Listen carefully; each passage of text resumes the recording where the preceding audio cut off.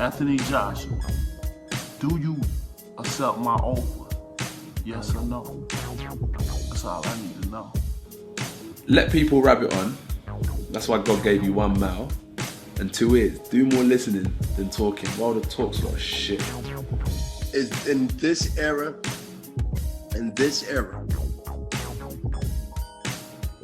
Mike got a chance on being the undisputed heavyweight champion of the world.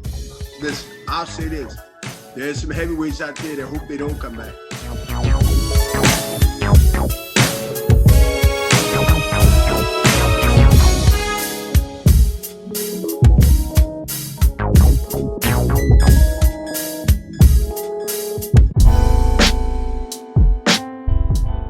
Looks like we're getting ready for another Mike Tyson era.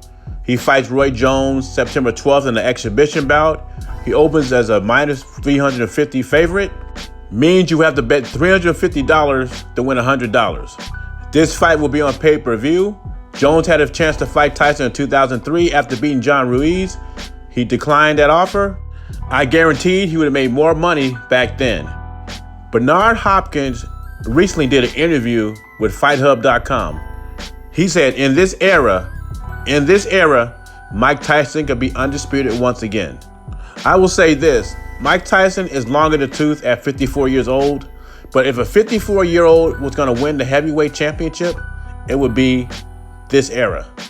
This is definitely a softer era in boxing compared to the 70s, the 80s, and 90s.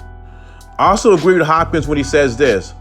We got Fury, Joshua, and Wilder. After that, who's number 4? No one has emerged as number 4 yet. Also, the last thing to go on a fighter is his punch.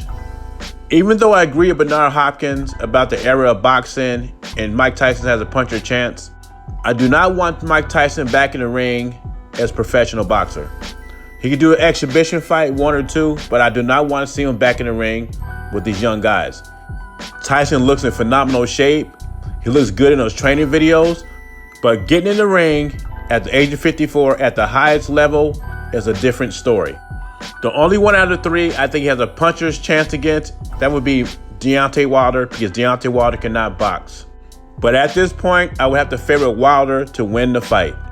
He should do a couple of exhibition fights, then hang him up. But who knows, maybe Mike Tyson will prove me wrong. In other boxing news, when it comes to AJ and Wilder, the fanboys can let go the $50 million deal.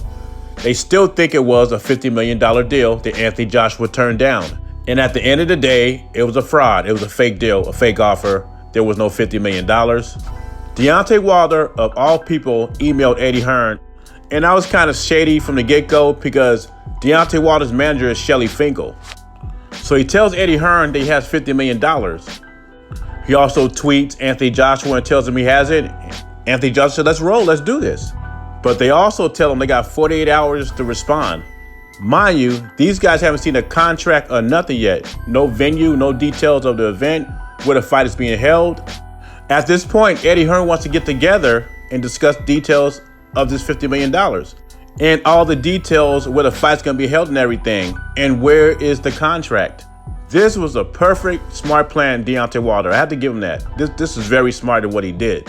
Come to find out, Frank Warren and BT Sports was trying to buy the rights to the fight, which they knew Anthony Joshua couldn't accept because he exclusively belongs to Sky Sports. If he would have took that fight, he would have been sued. And this is where you get the fanboy saying, oh, he offered him $50 million. Actually, he really didn't. From where I stand, it was a fake offer. There wasn't $50 million to have. Fanboys ran away with the narrative saying, oh, Anthony Joshua turned down $50 million. It just proves to me people will fall for anything. I call them sheep. And Deontay Wilder has his share of sheep. Leave your thoughts and comments below. JBZ, subscribe to the channel. I'm gone.